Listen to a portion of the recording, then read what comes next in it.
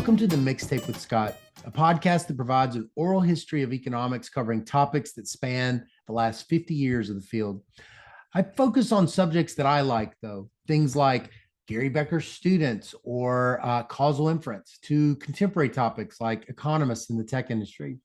But it's also a platform I use to listen to the personal stories of real economists and scientists as they walk me through their lives from childhood to present, as well as walk me through the biographies of some of their own work.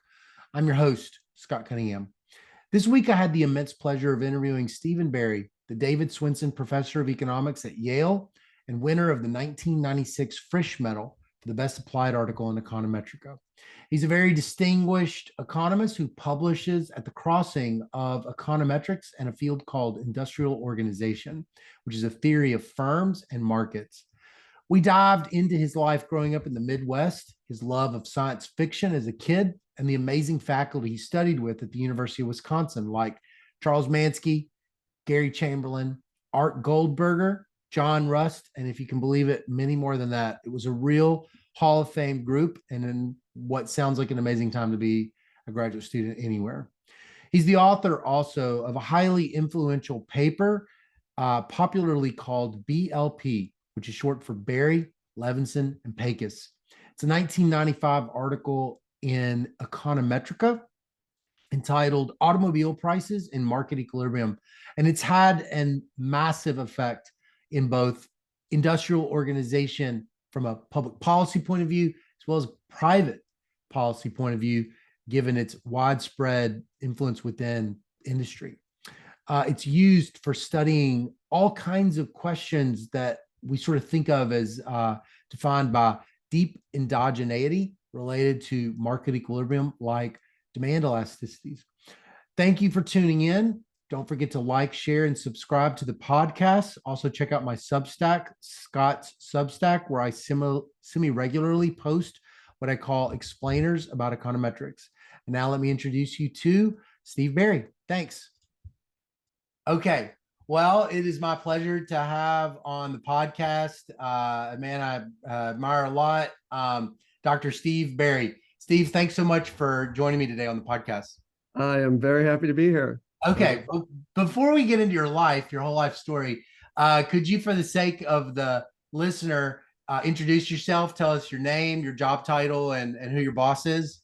Yeah, exactly. So I'm Steve Barry. I'm sitting here at Yale in New Haven, Connecticut. I'm in the Department of Economics, and I do all the professor stuff. And actually, recently I have a new different hat on, which is I'm heading a brand new policy center at Yale called the Tobin Center. Oh, wow. The Tobin Center. The Tobin Center. Yes. Oh, yeah, I heard of that guy. Okay, yeah, that's cool. I can't wait to hear about that. What? All right, I'm going to add that to here. That'll go into one of the questions. Okay, great. You're heading it? That's what you said? Well, I'm the faculty director. There's a full-time staff, so I should be a little careful about how much of the heavy lifting is done by me. But I'm the faculty director. Oh, that's cool. Okay. All right, we're gonna follow up about that. We'll put a little plug in for the new center. All right. So I wanted to start off with an icebreaker. If you could have a conversation with any historical figure, who would it be and why? Oh, geez, man, I hate these icebreakers. I always feel like I'm gonna fail. You're gonna have the wrong conversation with. I'm gonna like pick a dull guy, and I'm gonna say, "Oh my God, why did I pick that guy?" Okay, so the problem is you got to go across so many different fields, right? So okay, I'm gonna restrict myself to economics. It's just to make life simpler. Okay. Okay, and maybe it's because I was just thinking about it for our thing today, but I would love to go back the same way. I would love to have a podcast about the life and where did your ideas come from with PG Wright, who did yeah. Oh, so I would like to have him on my. If I had a podcast in 1930, I want to have. You're going to talk to Philip Wright? Yeah. You're like, what's you're more proud of, appendix D or publishing Carl Sandburg's poems? That's great. Yeah, I want to talk about that. So he's somebody that makes a lot of sense. Okay, all right. So tell me where you grew up and what your childhood was like. Yeah, so I grew up all over the place. My father was a med student when I was born, so I can truthfully say that I was born into the housing projects of Chicago, near the Northwestern Med School. Now, of course, okay. med school, so that's not, you know, if you just mention the housing project stuff, it sounds like one thing. Yeah, right. And he was drafted. We moved around, kind of different places in the Midwest. He died. We ended up outside of Cleveland. And then I was an undergraduate at Northwestern. So I'm more or less a Midwesterner, but different places. Oh, wow. Okay. You said he passed away when you were young? When I was 11, yeah. Oh gosh, that must have been hard. Actually, it was. It's funny. At the time, I told myself it wasn't. And then later looking back, I thought, no, wait, you were wrong. It was unexpected. It was sort of a, gosh, I'm so sorry. Yeah. Well, so as a kid, were there any subjects or hobbies that you were kind of passionate about?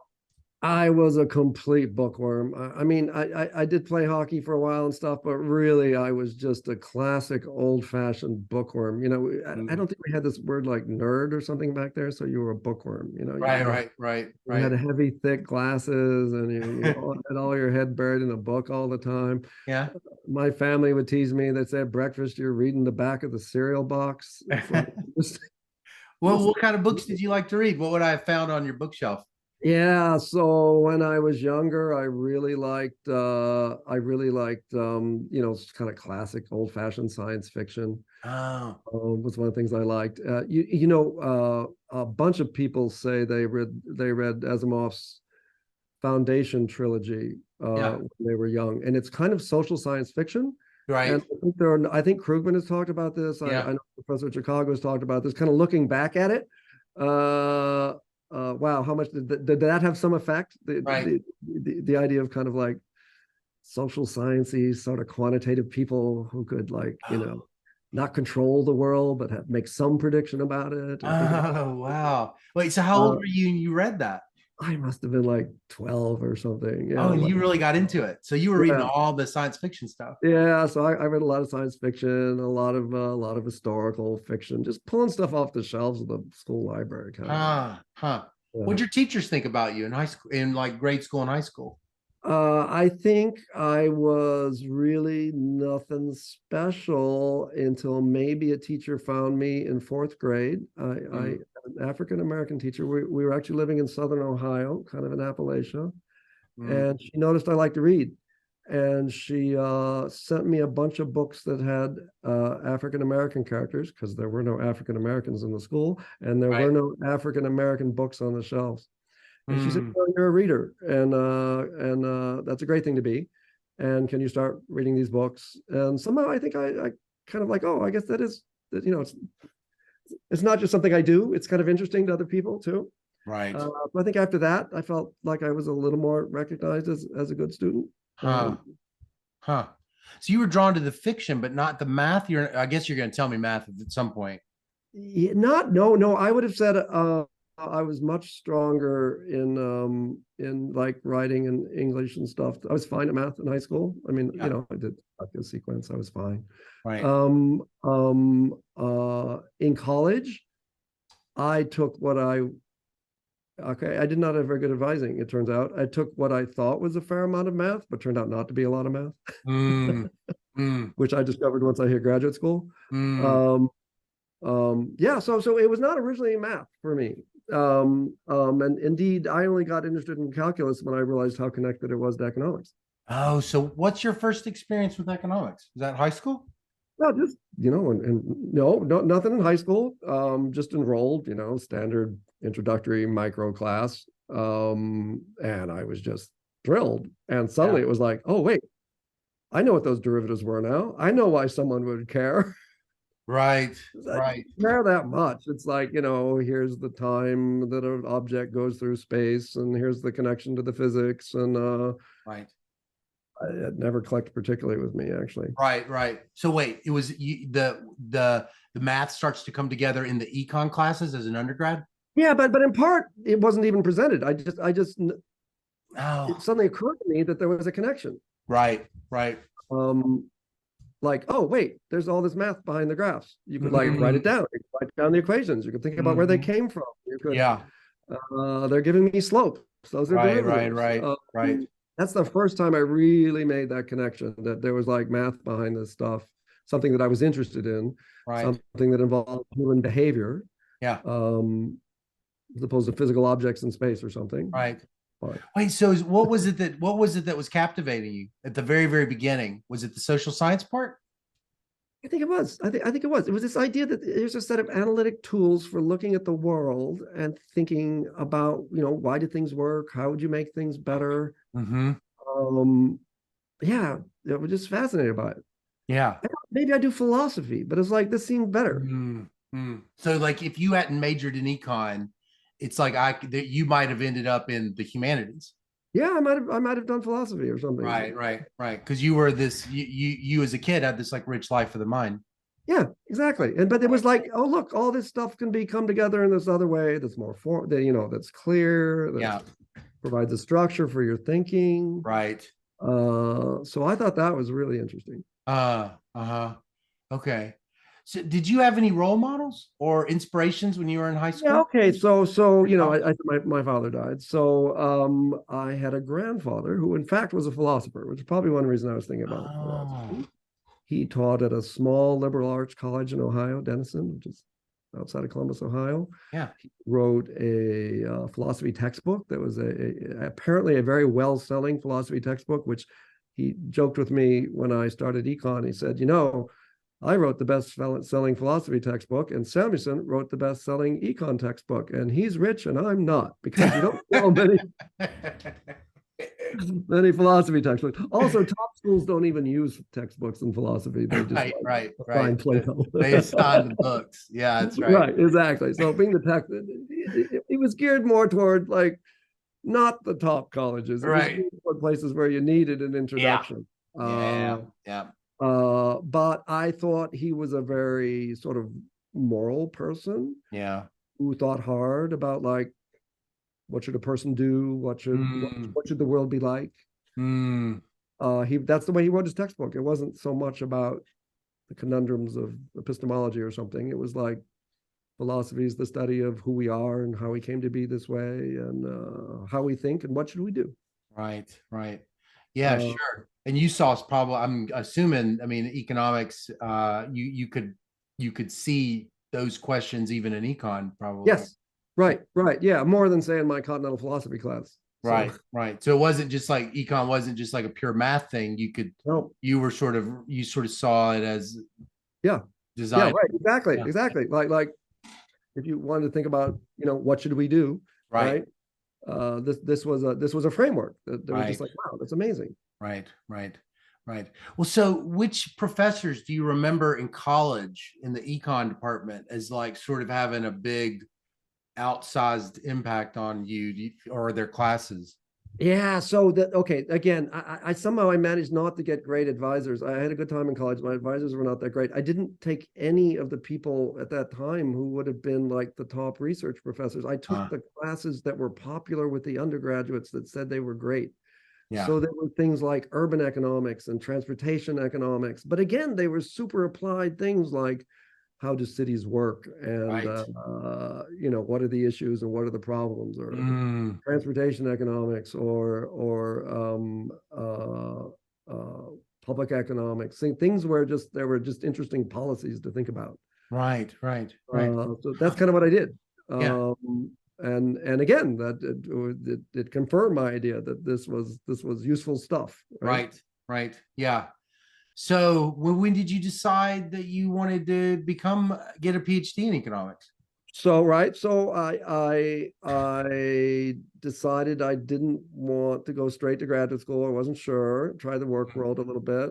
At the time, I had a girlfriend in Columbus, Ohio, which was also not that far from where I had some family, and I moved there and I worked for a family-owned savings and loan. Actually one of the first issuers of adjustable rate mortgages in the country, because they were an incredibly conservative family and would not issue 30-year fixed rate loans. Oh, interesting. Because that seemed crazy to them. Wow. And I did that for a while, and I think confirming my view of who I was, they took me out of the general management training program and dumped me in their kind of analytic forecasting unit, where there were a couple early Apple computers that we ran spreadsheet models on. And that kind of confirmed who I was, that I was more of an analytical person than a business manager. And my joke, although this isn't really the truth, is that there was the day when I was going to have to learn to play golf or else apply to graduate school. So I applied to graduate school. Yeah, right. Oh man, that's funny. Sure. Yeah, trade-offs. Incentives. Yeah, exactly. You're like, I learned this in school. Okay, so you get to Wisconsin. What year is that when you get to Wisconsin? What year is that? 1982. 1982. So who's there in 1982? Wait, real quick. Did you take any econometrics classes when you were at Northwestern? Yeah. Oh my God. Okay. No. Oh, Northwestern. Yes. Yes. Sorry. At Northwestern, yes. But again, maybe not the best advice. A slightly odd Bayesian undergraduate course where the guy kept telling us that he wasn't like the other classical econometricians, but I didn't know what that meant. Yeah. Right. Yeah. Right. He kept contrasting himself to this other thing that I had never learned. Right. Yeah, you're right. So Northwestern, again, that's all I did. The econometrics faculty at Wisconsin while I was there was unbelievable. It's hard to imagine. So I took first year econometrics from Mark Goldberger. Oh my gosh. Who you probably have seen his classic textbook. And, he was just a great teacher. He had these great lectures. You learn the linear models so well and so deep, and just these great insights. He would do readings aloud of people who said their R squared was reassuringly high, and why they were reassured. He had his famous lecture on micronumerosity, which was actually just a satire on multicollinearity. Oh. There's actually a chap, he actually has a whole paper on micronumerosity and what one should do to fix the problem of micronumerosity. Wow. Trying to avoid that getting more data was the answer. For micronumerosity. Did he teach your first year econometrics? First year econometrics, yeah. So when you go in, you only have that experience with that Bayesian guy from college. What was it? So what happens during that class? It was just, again, at first graduate school was very hard for me. I did not have the mathematical background. Presumably that's one reason I was at Wisconsin instead of Harvard or something. I just didn't have the math prereqs, and they would still let you in it. What they need back then? What was it back then? What was sort of the standard line of the prereqs math that you needed back then? Yeah, so the thing that was stated on many schools, but not always, was linear algebra. Yeah. Now people were starting to take real analysis, which I finally did the year after my first year of graduate school. But yeah, and there were a lot of people who had masters from the LSE. Oh, right. They take graduate courses as part of their undergraduate training, and I thought they were all geniuses because they would have a constrained optimization problem and they would just whip off the answer. And I was like, at first I was like, how did you know to do that? Right. And then I figured out, well, that's just a really standard, almost algorithmic solution, and they learned it elsewhere. Right. They learned it elsewhere. But I thought they were for a while, like, you guys are geniuses. Yeah. Right. Oh, wait, you had this before. So during Dr. Goldberger's class, I mean, you sort of begin to grow. Something changes. Yeah. So again, I found out that I was okay at it, right? I mean, that I could do that. And I taught myself linear algebra more or less on the fly, and got good grades. Didn't think of myself. I mean, by the way, I still don't think of myself as an econometrician by any means. Oh, really? You don't identify with that name? No. Oh, interesting. No. Wow. Yeah. You're an IO. I'm an IO guy. Yes. Right. Yes. Yale has become much more applied over the years. I had an offer at a top business school, maybe 20 years ago. And I said, what would I teach? And they said, well, econometrics, of course. And I said, that's you turned them down. At Yale, I'm the data guy. You're the data guy. I'm the data guy. Yeah. That's great. We have Don Andrews. I'm not teaching econometrics. Yeah. IO is such a cool field because it's like it's one of the applied fields that's just has held on to the models so close. Yeah, so we'll get back. I mean, it's like so many So we learn all these models, and then, in a lot of applied work, it just comes down to really simple intuition. But in IO, it's just so deep. You just continue to work so closely with the theory. I bet that's been a lot of fun. I bet it's been a fun journey. It's a fun journey. So now think like in Goldberger's class, one of the set pieces of the course would be simultaneous equations theory, of course. Yeah. This is the, an epitome for an economist of the linear model, systems of linear equations models in linear form, thinking about exclusion restrictions and excluded variables that were derived from that linear system, right? That the instruments are there in the system because you've fully specified the equation. So I mean, that influenced me a lot. And y'all learned that in that first year? Yep. That first class? Oh, yeah. That would be standard econometrics, because this is how you thought about endogeneity for sure. Right. You used instruments too, though, right? Within that, of course, because the instruments come out of the simultaneous system, right? They're there. They're in the other equation determining, there's an equation for y2, the variable that shows up later, in some other place on the right-hand side of the y1 equation. And so you could see which variables are in the system that affect y2 but don't affect y1. Right.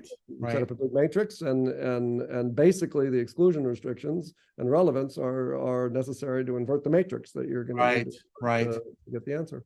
Yeah.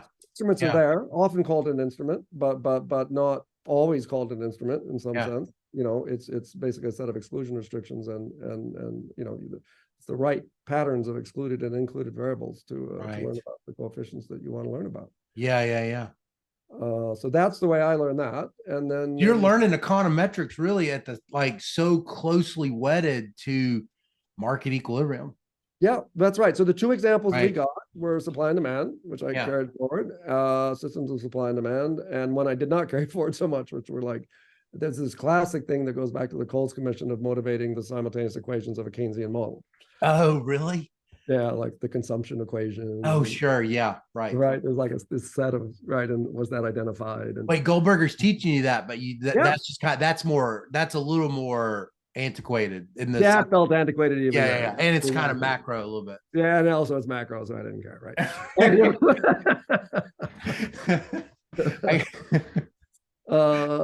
And then so Chuck Manski taught our second year. Oh, okay. So he would have been like a pretty new faculty member. He was pretty young. So Chuck Manski taught our second year. He taught us a lot of discrete choice modeling.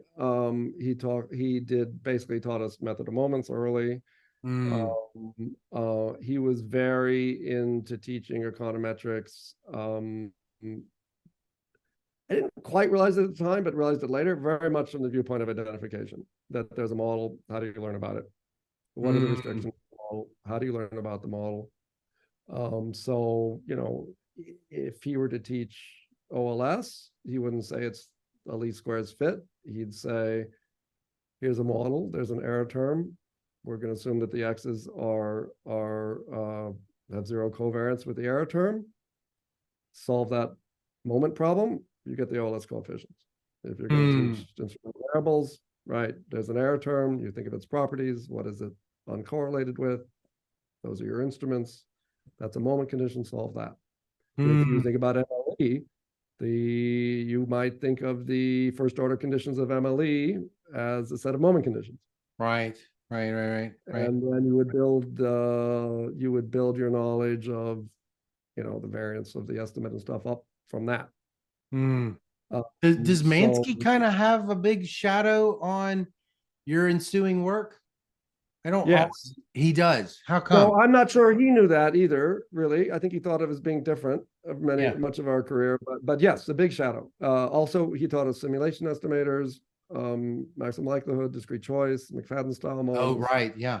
All of that had a big influence. But also, I think just this point of view that you think about an economic restriction, you derive an estimator from that. You think about the economics. Yeah. He's done that throughout his career in different ways. Sort of, Anyway, so he had a big influence. Well, go ahead. Yeah, go ahead. So at some point, there was 1 year when I was at Wisconsin, 1 year when they had obviously Goldberger and Manski, but also Gary Chamberlain. Oh, really? Ariel Pecos. Jim Powell was technically there for a year, I think, maybe. Wow. Maybe was visiting. It was just an extraordinary econometrics Did you lab. know at the time this was kind of weird that you had all these people? It seemed unbelievable, and it was unstable. People flew off to all kinds of places. Yes, Mm. it seemed amazing. Hmm. But there was a lot of stuff going on. Mm. It was just super inspiring. Yeah. Well, so And who taught you IO then? right. So IO was very weird right then. It had been an empirical field, not very connected to theory, Oh. and game theory was coming in. Oh, right. So the IO is becoming a game theory field. So IO is game theory. Labor was applied econometrics. And at Wisconsin, there was a fair number of models. Chris Flynn was there. Other people were there. Chris Flynn was a Heckman student. Mm. So labor was very empirical, somewhat model-based. IO is a pure theory field. Coming Mm. out of it, there was an older empirical guy who was kind of, his approach was going out, and there were some young game theorists. So I learned game theory, and I learned some techniques from the more structural labor people. Mm. John Rust was there teaching dynamic models. Oh my gosh. Wow. I don't know So the full history of Wisconsin, apparently. I yeah, didn't. I mean, this didn't last. I mean, 5 years after I graduated, Goldberger was still there. Right. Wow. So you studied Uh, with Rust? You studied with John I Rust? sat in on John's class. I mean, he was just a few years. I'm not even sure John's much older than me. I think he's maybe 2 years older than I am. But Oh, anyway, he was a whiz at MIT, and I sat in on his class toward the end. wow. And then Ariel Pickus joined briefly. Hmm. So what's the age gap between you and Dr. Piggis? It's 9 years, I think, probably 9, 10 years, 10 years, 10 years. Okay. Probably. Yeah. So what is your job market paper? Would you end up doing My that? job market paper was on entry in the airline industry. Oh, Actually won the Frisch Medal. Um, it uh, wasn't what? Won the Frisch Medal of the Econometrics Society. Oh, okay. But Ariel changed it a lot because I had a set of ideas. I was going to go on the market, had a set of ideas, and he came and said, you've made all these functional form restrictions, and you could really free them up if you use these simulation estimators that I'm working on. So I stayed another year and did that. Did free it up? Yep, freed it up. Got me a job at Yale. I don't think I would have gotten. Yeah. Coming out of Wisconsin. So yeah, it worked. Yeah. Wow. Wow. What's that project about? Actually, now everything's running together for me. What was that? So that was I mean, looking back at it, that's a really good question what that paper was about. Because a little bit it was about, can you take a game theory model and estimate it? Which isn't a great economic question for someone who is, got economics to solve a problem. But there was a big debate then about the role under deregulation of these airline hubs that were forming, and were they frustrating competition? So it was about the formation of these hub networks. Yeah. Yeah. Why? Well, so just for the sake of the listener who hears, it's a question as to whether or not you could estimate something in a game theory model. Can you tell me what you mean by that? Why is that a problem? Yeah. So here's I teach the freshman micro, and when we get to oligopoly and we talk about the theory of games, we say that, the problem there is that in a game theory, which is a game theoretical model, is a metaphor for some strategic situation in the world. It's a model that's a metaphor for that. What I do depends on what you do. So I need to think about what you're going to do. But I know that you're thinking about what I'm going to do. Right. And then I think about what you think I'm going to think about what I'm going to do. So all the decisions are interrelated. Yeah. So there's this really deep kind of simultaneity. Where, the model's defined like by a fixed point of reactions into reactions, right? So sort of your first thought is everything is endogenous, or lots of things are endogenous. And the other thing is, I just looked at the standard, a number of us did at the time. Tim Bresnahan was already doing it. You look at the set of tools on the shelf that I'd learned from the labor economists. It's like, is this a probit? Is it a hazard model? Mm-hmm. It's like, what is it? Right. And these models didn't seem to map into any of those just kind of off-the-shelf tools. Right. So the question is, how could you think about data generated from a strategic situation where there's an equilibrium in play, and how would you think about estimating that? Right. Puzzle. There's not a precedent. There's not like, you couldn't even do what Goldberger was doing in the simultaneous equations and kind of like riff on it a little bit. Well, I mean, it obviously influenced me for sure, but many of the hard problems were, well, entries discrete, right? So that doesn't sound very linear. Right. So part of it was there were natural nonlinearities. But yeah, in the end, it turns out to be a system of simultaneous equations. So there was something to that. And you have to think about what's shifting them and how you would model them. Yeah. I think this general issue, since for better and worse, I owe through my young decades in the profession on kind of a methodological quest, which was how are we going to deal with these issues?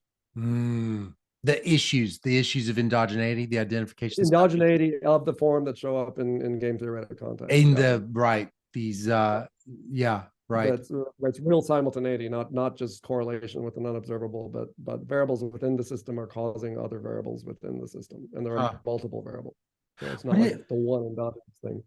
What did it feel like? I mean, when you won this, you get this incredibly prestigious award, this Frisch Medal. What was that like? It was great. It was particularly good since the first time I came up for tenure, I didn't get it. And then I almost immediately won the Frisch Medal. So that felt good. Yeah, they were like, we made a mistake.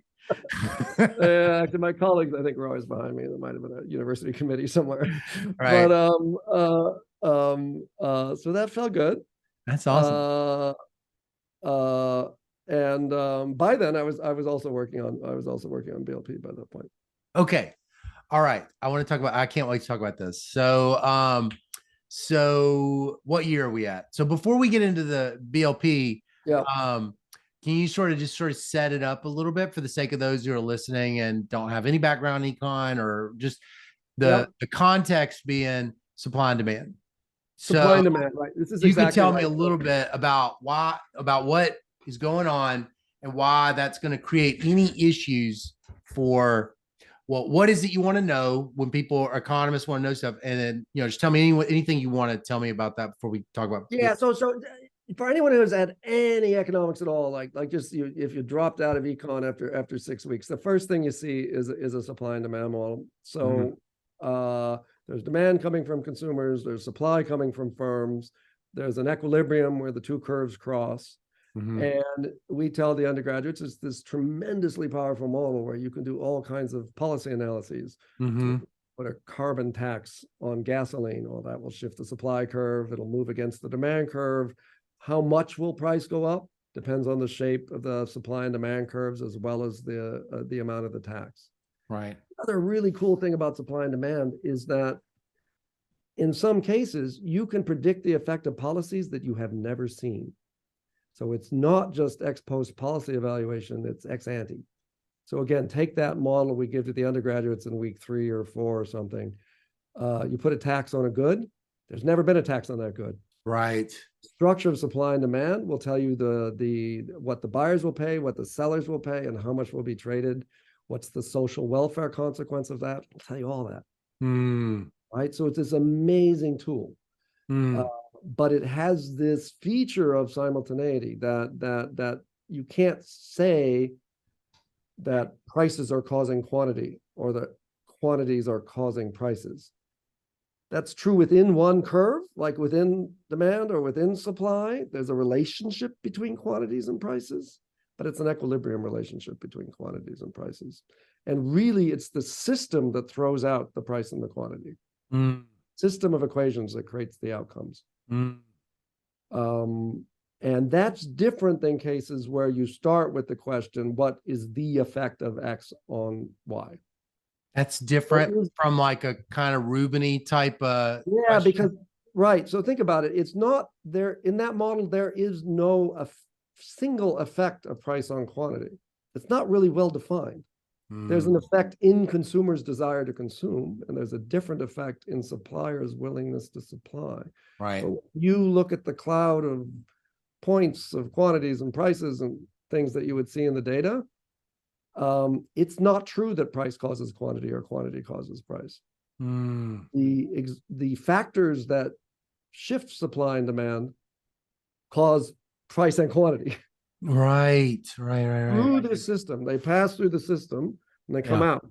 Right. But we're interested in the components of the system, not just in the pass-through of a demand shifter to price or quantity, because it's the separate components of supply and demand that allow us to do this ex post policy evaluation. So this becomes this tool for the questions I studied as an undergraduate, right? To what's the effect of the carbon tax? How do you solve global warming? Those are, to an economist, those are kind of supply and demand questions. And to me, that's what makes IO distinct. Some of the other applied microfields, it's this focus on the equilibrium outcome. And, if it's interesting, probably something interesting like a policy change. Right. Where things are being determined simultaneously, not simple X causes Y. Right. You can write a demand curve using Rubin notation. You mentioned like the statistical framework. You can write a demand curve using that notation, obviously. Right. But it's a kind of different thing in that you're not going to get a policy question answered by just knowing the effect of a demand shifter on price or something like that. Can you sort of contract, like, so could you sort of do like a straw man kind of conversation where somebody is saying, I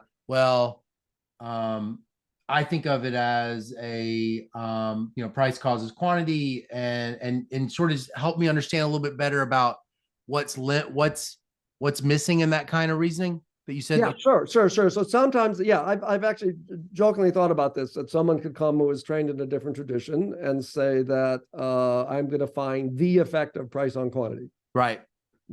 And maybe they come up with something they think causes price and somehow isn't present in that relationship, is excluded. So it's an instrument. One person might do it and find a positive relationship. Another person might do it, find a negative relationship. Right. Well, how can that be? Well, if you understand supply and demand, you understand, well, there are positive and negative forces at work. Right? Yep. You have to disentangle them. Right. You're talking about in an equilibrium system, increases in price have effects on equilibrium outcomes because of supply and demand. Because of supply and demand, yeah, right? because they affect people differently. Separately, right? You may say, gee, on average, prices and quantities barely seem to affect each other. Right. One goes up, one goes down. Sometimes they both go up together, right? But if you thought, if for an undergraduate, right, says, oh, look, there was an economic boom, demand went up, the price of oil went up. Another time, oh, look, the Saudis held back on oil. Yeah. The price went up, demand went down. Right. That's because one time the demand shifted, the other time the supply shifted. Right. And if you don't separate those two effects, A, you can't even understand what's going on. Right. But B, you can't do this kind of policy evaluation. So that paper, so when you said you had been working on it for a while, so tell me what's the very beginning germ of an idea where you're starting to think about the inadequacy of what's available at the moment. Right. So I think that McFadden's estimating demand with on the BART subway or BART line a long time ago. Long time ago, right. So I had been thinking about that paper, in fact, and that work pretty hard. And what was confusing to me is there seemed to be no problem of price endogeneity. It never came up. And I was like, why is that? How can that be? It seems like it's demand, but how are the prices determined?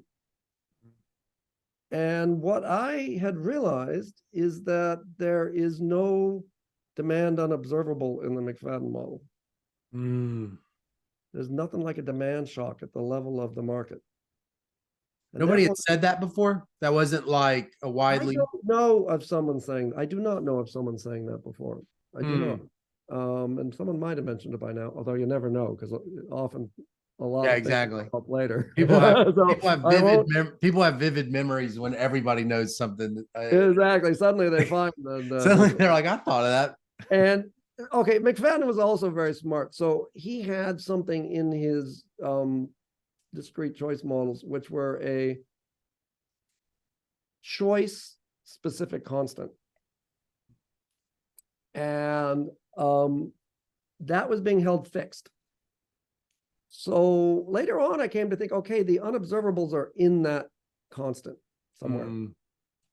And so but if you were to move across markets, maybe that constant would shift. Maybe it would shift according to some things we see, some market level things, and maybe some market level things that we didn't see.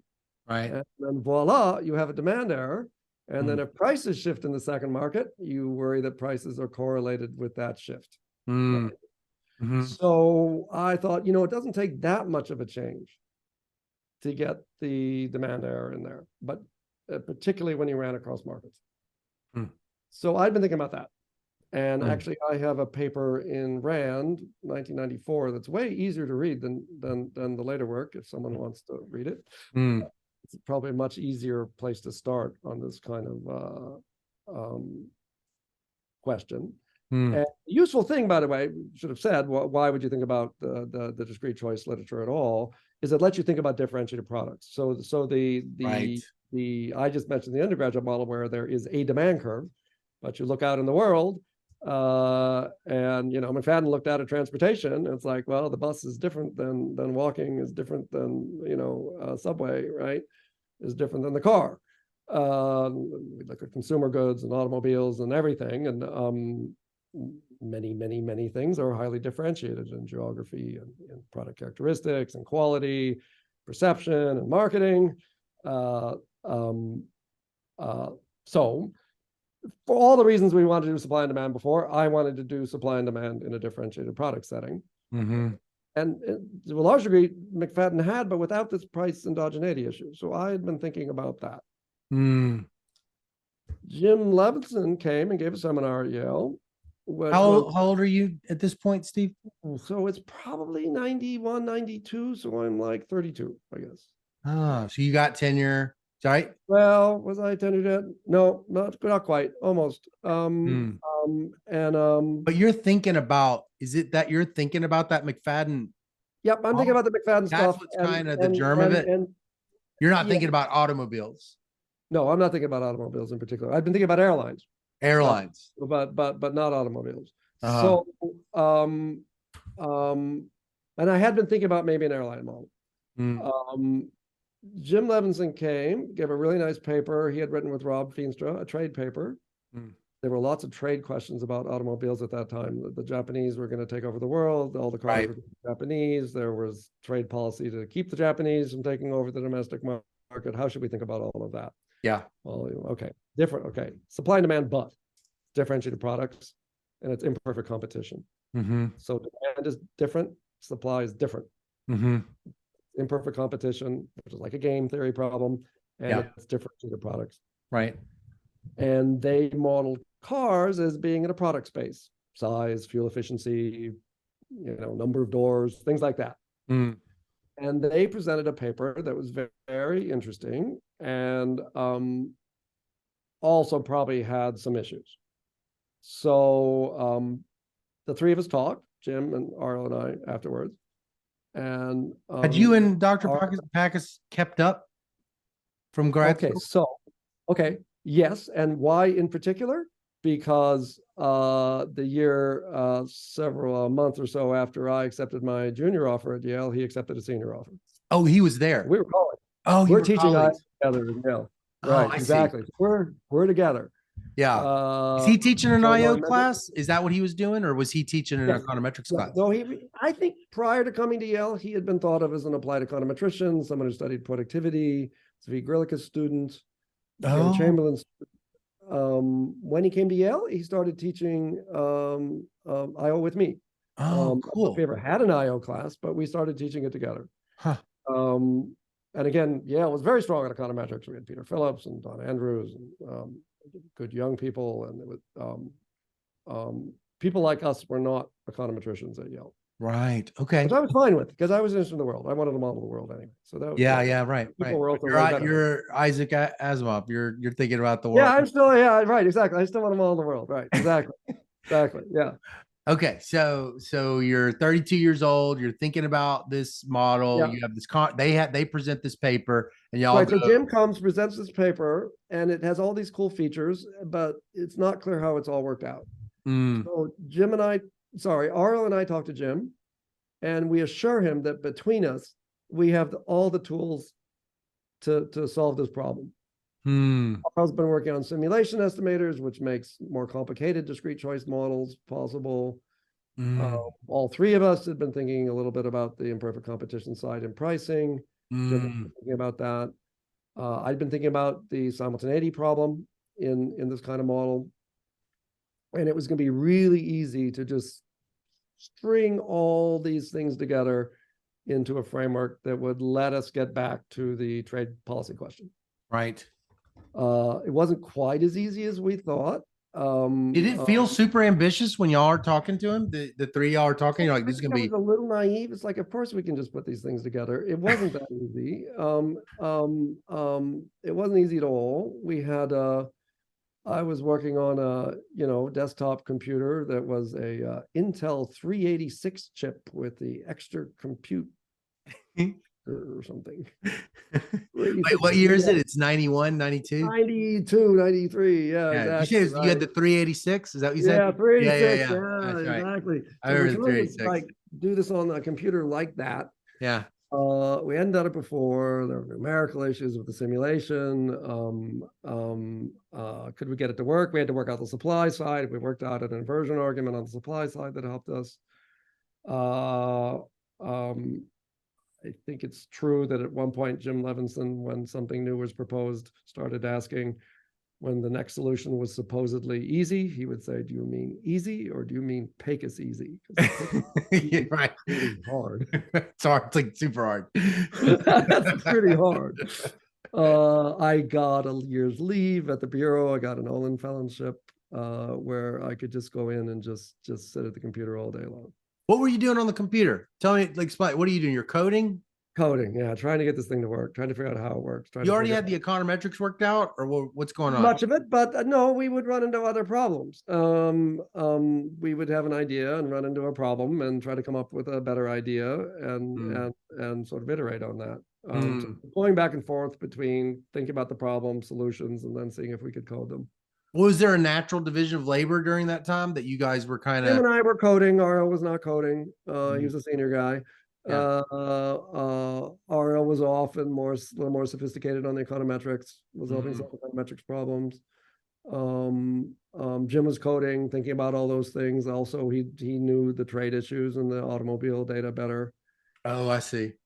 What data? Where'd you get the data? Well, how big was the data set? It was not very big, really, because we didn't have, and I thought about this a lot recently, but it was pure product level data. All we had were the characteristics and prices of cars and their sales.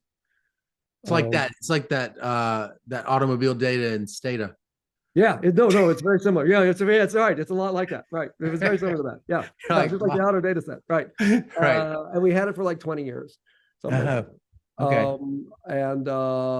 Looking back, it may not have been enough data, but it's what we had and it's what we were going to do. Well, so you would do something, it wouldn't work. What did you guys know it would look like if it did work? Your cut. What would you have said? Hey, I think we wanted the supply and demand system. We wanted all the elasticities of if you change the price of one car, what happens to the sales of similar, not just to it, but similar cars. So like, how do you know that you don't have it though? How do you? Okay. Well, at one point it's just things aren't working, or things are horribly non-robust, or something like that. Right. In the end, we got an answer that didn't seem crazy. I think at one point Tim Brezhnehan teased us and said, "Well, these guys tried several things, and then they tried some more, and then they stopped when the things looked good to them." Yeah. Okay, I have a life. When we couldn't reject it as being insane, we were like, "Well, that's not bad, huh?" There was some little truth to that, I think, a little bit. But we wanted something that had enough detail that we felt like we could do a policy analysis that wasn't crazy, results that were plausible. Yeah. and no one had really done it before. So we were just trying to show you could do it too. Yeah. Yeah.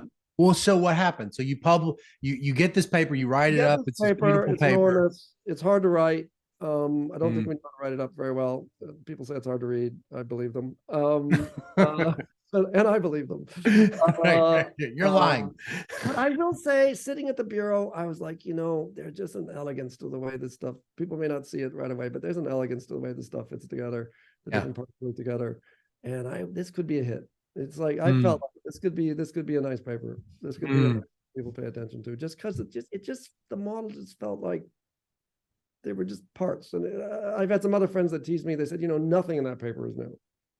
Simulation estimators were known, discrete choice models are known, simultaneity is known, oligopoly pricing rules are known. I'm like, fine, we just put it together. I'm fine with that. We just assembled the thing. I have no trouble with that characterization. Sure. Okay. That seems a little condescending a little bit. Yeah, okay. Maybe it makes it sound like it was easy. It's Pockets easy. That paper was Dr. Pockets easy. Yeah, it was Bake is easy, right? Bake is easy. That was only Bake is easy, right? Exactly. That's exactly right. And it came out and people were really interested. But again, we were in an era where the fact that we had, the sort of game theoretic oligopoly pricing, impressed people all by itself. Mm-hmm. The paper got ridiculous references in the early years. Like several of my early papers did, like, game theory is an interesting topic, and the models might even be estimated. See, right. like, oh might. It's like a little cheap, but I'll take it. Sure. Yeah, that's right. That's right. Yeah. Okay. Now, what I would say, one thing that I think people don't realize enough is we then turned to the trade policy question, and we wrote a paper published in the AER in 1999. And in some sense, that 1999 paper is the paper we intended to write. Had the trade policy in it. It also had better instruments and some other improvements. I think our instruments in the first paper were a little sketchy. And I think we did a much better job in the 99 paper, actually. Well, so when did you get it gets published? When did you first notice that it was a hit? I mean, it gets a top 5, but you've got a bunch of those. So how did you start to feel like, when did you notice it was becoming influential?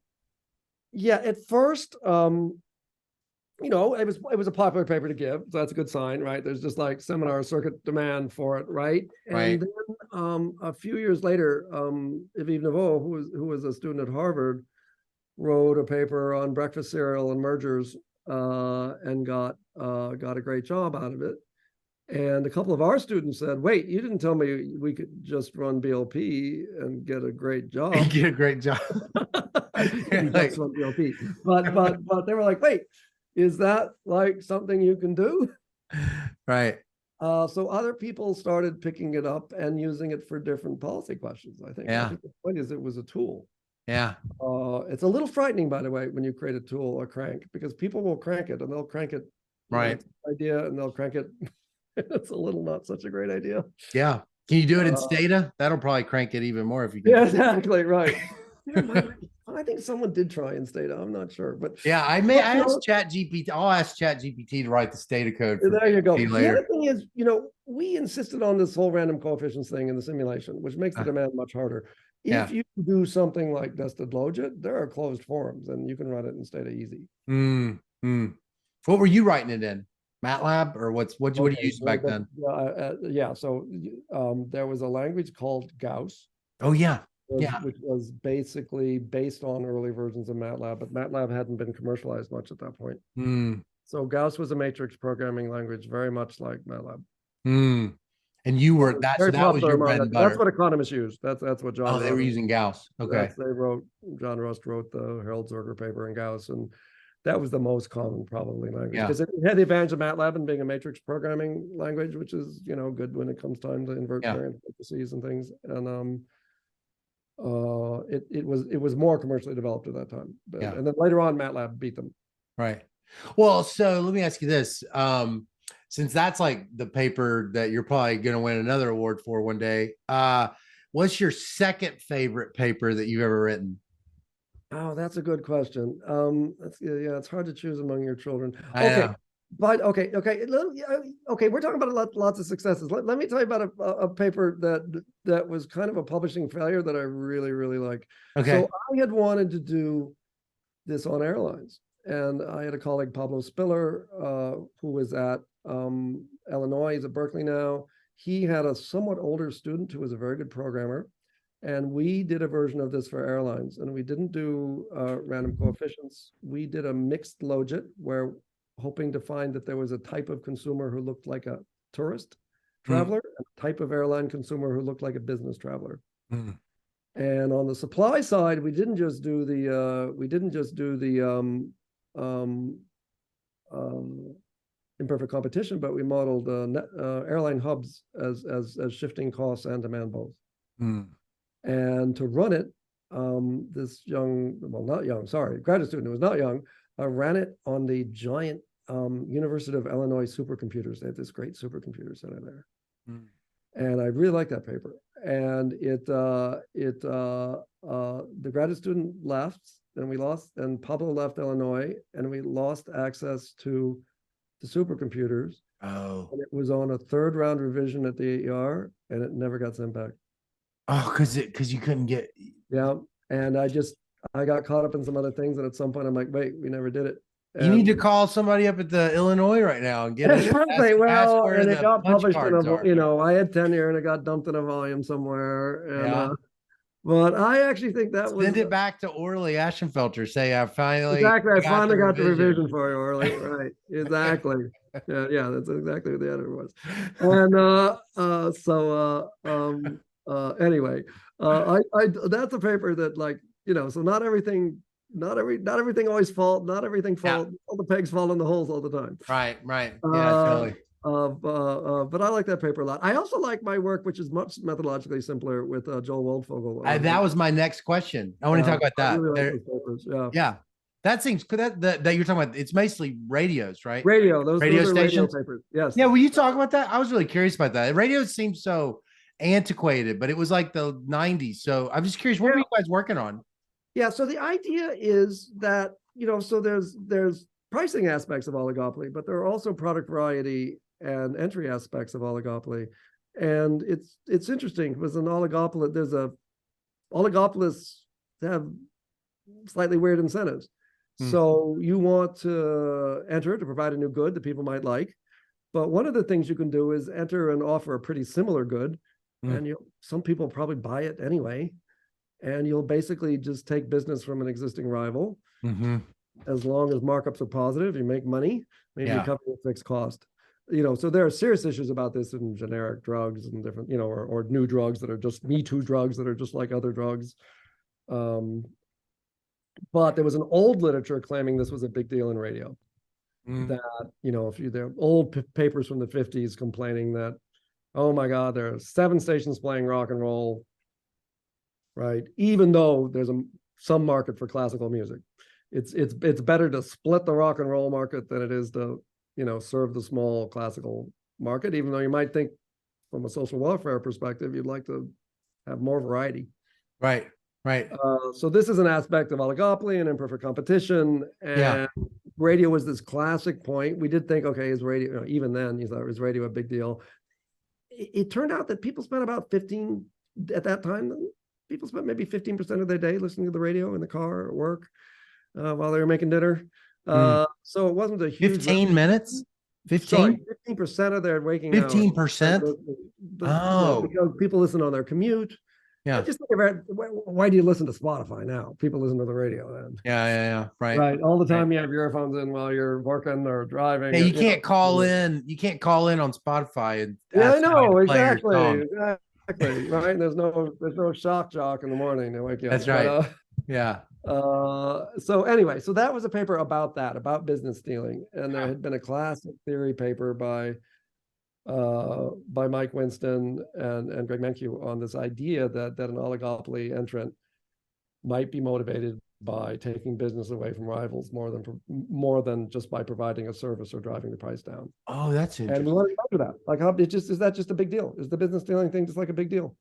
And it's a pretty simple setup. Again, it's an equilibrium where there's Yeah. a number of radio stations, and to what degree do they provide extra variety, and to what degree are they just very similar and stealing listeners from other stations? And the source of exogenous variation was that cities of different size can support a different number of radio stations because there's a fixed cost of entry. Right. So cities have a ton of stations, small cities have many fewer stations. And the basic idea was you're adding many more stations as you move from, Dubuque to New York. How much more listening do you get? Right. Like, do people have variety and listen a lot more? Or is it just like you've got kind of a fixed number of listeners and we're just divvying this market up? So it's kind of just like if it is distributing across the preferences of the consumer, then it is sort of, it is optimal. But if they're doing one of these, like more listening, like more people listen more because they're getting their preferences. But if you're doing one of these hoteling models, then it's just like we're all listening to the same the exact same music, right? We all collectively. So that was the measurement idea, that we're going to use this kind of natural experiment of population size to trace out kind of the listening share, and then put that back to a model where you could interpret that in this variety way you just interpreted. So what do you find? There is a variety effect of the new stations, but there's a ton of business stealing. If you looked just at and by the way, there was the revenue in the industry is coming from advertisers, so there was an advertiser demand function in there too. And it is true that new entry drove down the price of ads a little bit. So there was some benefit to advertisers there. It turned out that if you looked from just the viewpoint of the true market participants, who are the radio stations and the advertisers, there were way too many radio stations. You could just cut a ton of radio stations back, save a lot of fixed costs. Price would go up a little bit, but you'd save so much money, it would improve social welfare. Now, on the other hand, radio is interesting, because it turns out that all of us listening in those days were not the market participants. We were unpriced inputs into the sale of ads. Yeah, we were just like the internet, right? If it's free, you're the product. Right. So so there might have been a coincidence there that there were way too many stations relative to the market participants.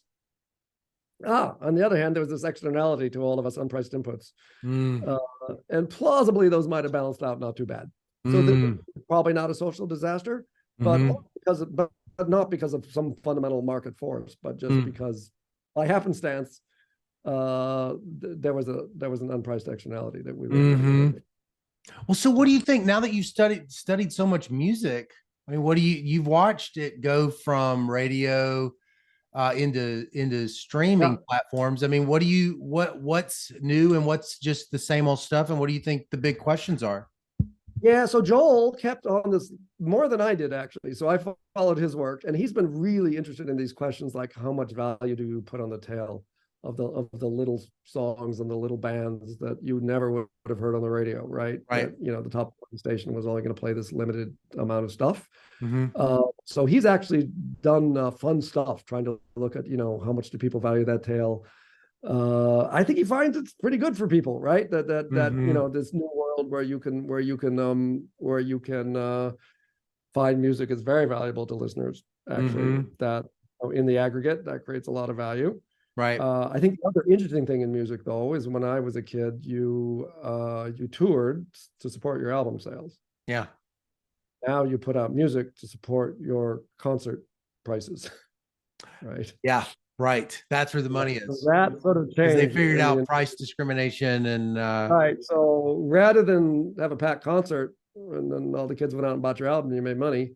Yeah. Now Spotify's not paying you much for those listens. Yeah. That creates fans, and then you have a concert at a tremendously high price. Right? Man, my daughters were saying, "Hey, can we have somebody to go to Taylor Swift?" I was like, "Sure." And then I was like, "Is there an extra zero on this? What's going on?" Exactly, there's something wrong here. Way as a kid, this doesn't seem. It's like the worst seat was not. I was like, "No, you can't. You can go watch." Actually, literally on Netflix. Literally, we can't pay for that. No.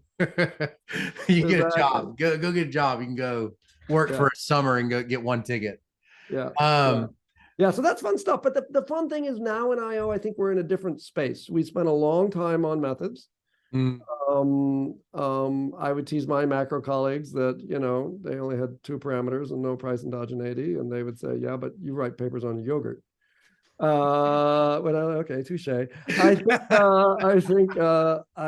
now we're seeing, and particularly among a younger generation of people who are really taking the tools that we developed and really digging into just tons of interesting questions and Yeah.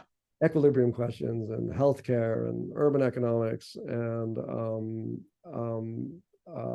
education and environmental questions. Yeah. And there are all these kind of supply and demanding questions. Right. What does the deregulated market for elementary schools look like in Chile? Right. Where you get entry, just like I said, and you get business dealing, just like I said. Yeah. And you get pricing power, and the products are differentiated, and all the stuff we did for auto shows up, but it's education for poor kids in Chile. Yeah. It's funny. And that's really cool. It's funny, like your work just kind of reminds me of how and this isn't saying anything about a statistician. I'm just saying a statistician wouldn't have found what you're doing because it really had to come from thinking about supply and demand and models and behavioral models, and not really. It's not really statistics that's driving it. It's this understanding of the world, of like it's theory, not like statistical theory. It's like behavioral market theory. They would not find it. Right. I think that's right. You need that. You need those models to help guide the work. Now, of course, then, as I said early on, once it gets a little bit complicated, then you need some statistics to figure out. Yeah, exactly. Right. Right. I mean, is this identified? Is this, what do I do with the standard, with the standard error estimate of my parameter or whatever? And you need a lot of statistics in the end. But, you need all this. Right. But the reason I don't think I'm an econometrician is I feel like I'm a pure user of that theory. I'm grateful for it. Same way I'm not a game theorist, right? I'm a user, right? I pull that stuff out from other people as needed. Yeah. And I'm super grateful that it's there. Right. Because then you can just put all this stuff together. Right. Well, this is the last question because it's top of the hour. So, when you think about where the field of IO is now and where you just sort of see it going, what excites you the most about, where you see this going right now? I think it's this expansion out into more and more policy relevant areas, by the way, which is why I'm interested in this Tobin Center stuff. People say, let's talk about that. Right. People say they're surprised I do that. But my answer is I spent all this time building tools. If they can't help us figure out the world, I'm in trouble. Right. So wait, what is this Tobin Center? It's time to use them. It's time to use them. Is the Tobin Center is a brand new policy center? It's a brand new policy center at Yale, just set up, where we've been around for about 3 years. We've been able to hire some great staff. We're really trying to be sincere about taking economics, often database, sometimes model-based, sometimes not, out into the policy world. And I have a colleague who said it's so sad. My young colleague writes a great paper. It has great policy implications. It goes in a great journal. And as far as the rest of the world is concerned, it might as well be dumped in a lake. Right. It never affects anything. So how can we take really good quality research and in a sincere way figure out how to get it out in a way that would actually help people? So you have faculty that are there, and it's not a public policy school. It's not like you get a PhD. It's not a school. It basically involves the research agendas of economists across Yale and the econ department, into the School of the Environment, the business school and the law school and the School of Public Health, right? And it has to come up from the faculty because someone's got to do the research. And then the question is, how do you help support that through infrastructure, data infrastructure, help people get data on campus, help them secure their data, help them do the research. Then when it's interesting and solid and, more than one person agrees it's good, take it out to the world. And so that's a new adventure. That's a new adventure for me, a very new adventure for me. Oh, that's cool. Oh, well, good luck with that. That sounds fantastic. That sounds fantastic. Well, thanks for being on the show, and this was so much fun. Great. I think you're really inspiring for those of us that also were bookworms and weren't good in math. And so exactly, come on. Right. if Steve can do it, the biggest bookworm ever, then the rest of us have hope. Exactly. Well, it's really an honor. And I hope we get to run into each other in real life then soon. Yes, thanks a lot. Okay. It's a nice blend. I really appreciate your blend. It's fantastic. Okay. Bye-bye. Gonna see us through. Honey,